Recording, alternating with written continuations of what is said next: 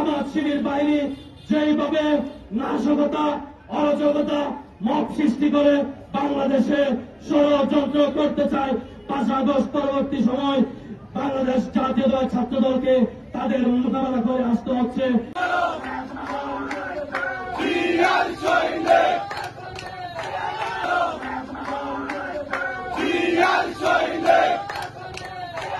জনাব তারেক রহমান বলেছিলেন, আমাদের মাঝে একটি অশুভ শক্তি বাংলাদেশে কাজ করছে।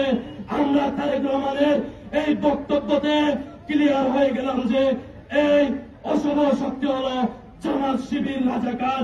তাই আমি আজকের এই বিক্ষোভ সমাবেশ থেকে বজ্র কণ্ঠে জানাতে চাই, জামাত শিবির যদি 1971-এর মতো বাংলাদেশে যদি আর কোন অরাজকতা সৃষ্টি করতে চায়, কোন ষড়যন্ত্র করতে চায়, জাতীয়তাবাদী শক্তি জামাত শিবির রাজাকারদের দাঁত বাংলায় জবাব দেবে।